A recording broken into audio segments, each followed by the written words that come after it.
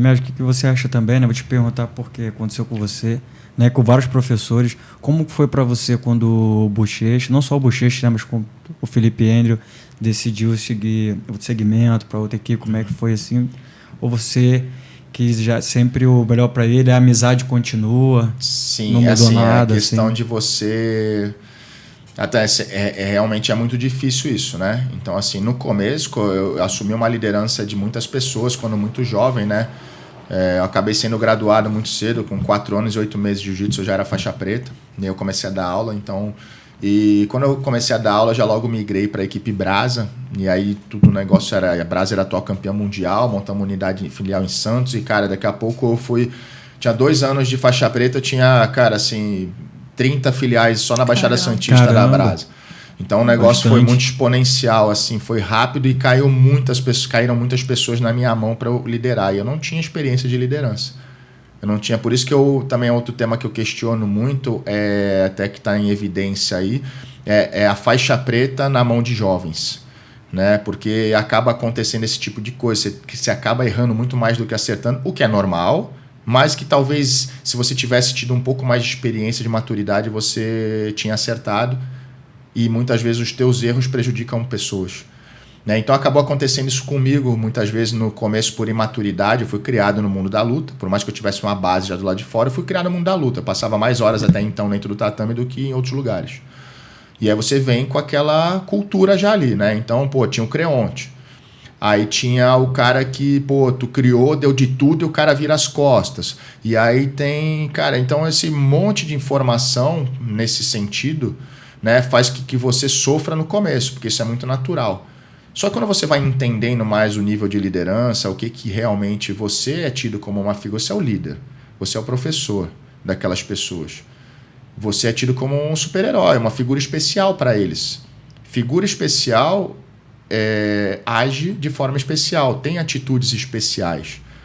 E a partir do momento que você acaba falando que, cara, aquele cara que está saindo fora, aí você critica ele, você fala que ele é creonte, você ataca ele, cara, essa é a atitude que as figuras normais tomam. Essas são as atitudes. A figura especial ela não pode agir igual às figuras normais, senão quebra o encanto.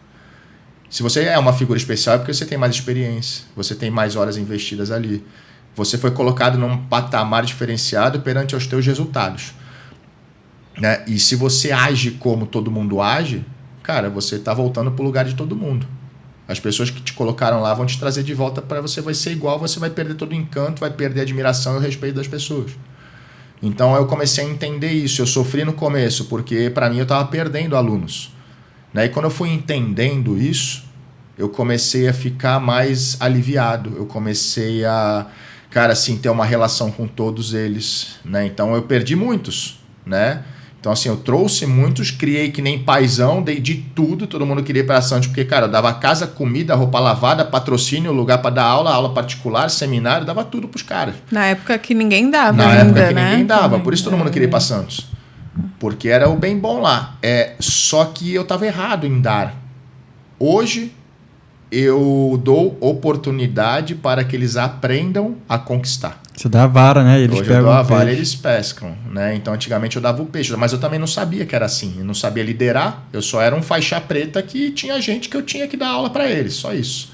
Então, fui errando, né?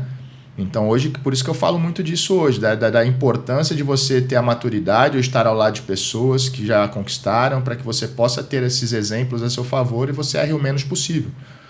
E aí eu fui, hoje, o que aconteceu? Aí na época, até mesmo quando começou isso, quando a gente montou a Zenit, em 2013, estava numa transição, eu tinha me mudado para os Estados Unidos em 2010, 2011, levei o Bochecha comigo e mais 2 alunos.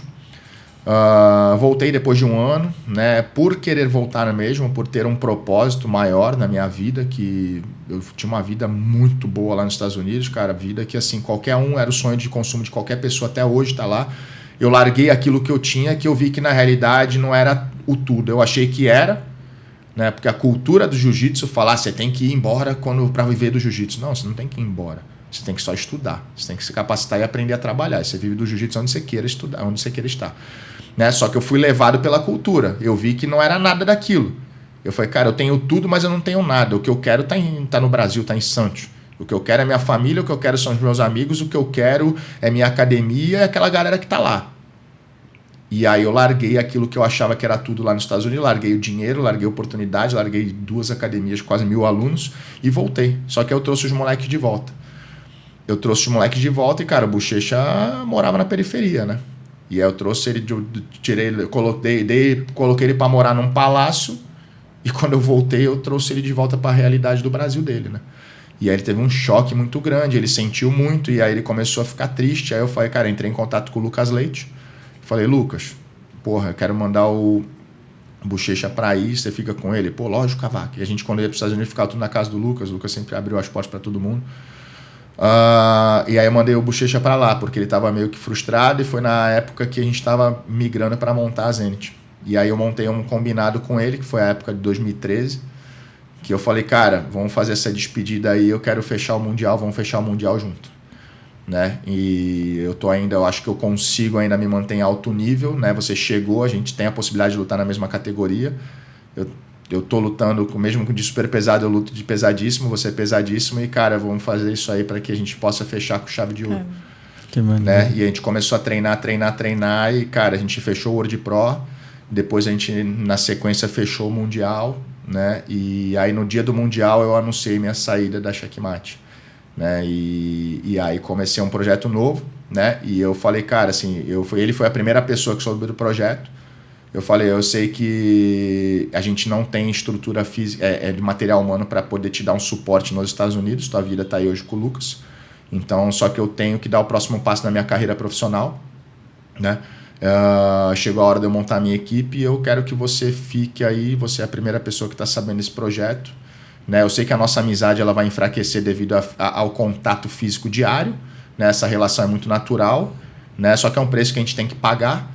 E, cara, vou estar sempre por aqui, você vai estar sempre por aí, meu irmão, vamos embora e continuar aqui. Cara, assim, a gente escreveu uma história aí e todo mundo sabe disso, inclusive nós, que é o mais importante, né? E aí eu anunciei, falei para ele, pô, Cavaca, agradeceu. A gente tem uma relação, logicamente, como normalmente esfria, né? Não tem uma relação mais que nem era de pai e filho, mas se respeita, tem uma relação super respeitosa, cara, assim, sempre que fala de mim, fala positivo, eu falo dele, eu falo positivo, né? A gente escreveu algo, foi uma história muito bonita, né? E aí depois, a partir disso, aí ele ficou feliz, eu fiquei feliz, naturalmente, né? Consequentemente, eu entendi como é que funcionava o processo.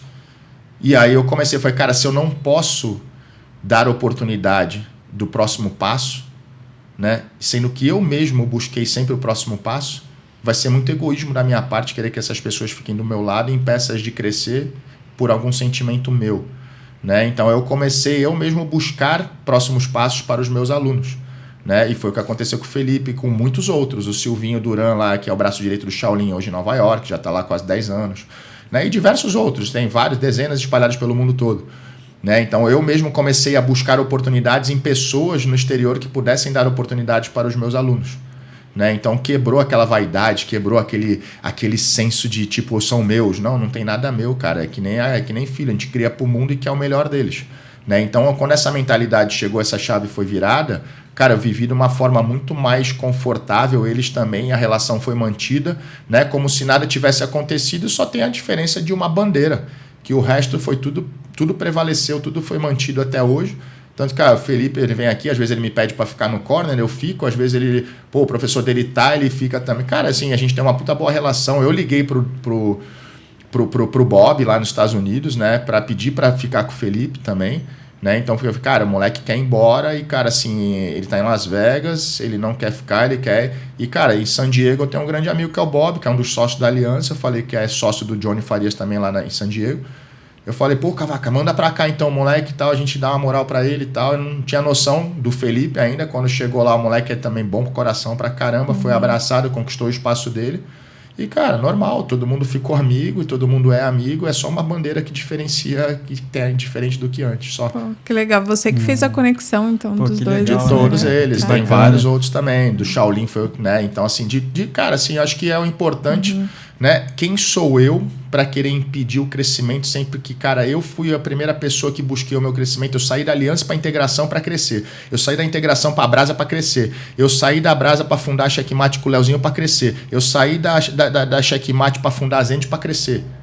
Eu migrei 4 vezes de equipe, né? Saí pela porta da frente em todas. Da mesma forma que eu pedi para entrar, eu pedi para sair. Eu anunciei que eu estava saindo para o meu professor. Né? Isso que eu ensino para eles. Independente do que aconteça, senta e saia como homem. Saia de frente, olhando no olho e falando os motivos quais são. Acerta tudo e depois sai. Não sai virar as costas. Né? Então, assim, muita gente por inexperiência sai virando as costas, fazendo tal. Então, sempre preparei eles para isso. Então, eu dei o exemplo primeiro, como que foi minha história, preparei eles e hoje eles tomam e, cara, a gente continuou com uma boa relação e, cara, todo mundo se vê, todo mundo quando vai em Santos vai na minha academia, quando eu tô viajando eu vou dar seminário na academia deles, vou visitar eles, vou treinar com eles. E, cara, esse é o jiu-jitsu, né? O jiu-jitsu eu falo que é a maior ferramenta de conexão de vidas do mundo. Né? Então, cara, por que a gente só pode ficar limitado à nossa própria equipe, à nossa própria bandeira? Eu posso viajar o mundo inteiro que vai ter uma academia de jiu-jitsu e se eu não tiver bandeira e sim tiver o jiu-jitsu comigo, cara, vai ser a oportunidade de eu crescer, de eu treinar, de eu fazer novos amigos, de eu poder estar ali num ciclo novo e, cara, continuar o sentido da vida.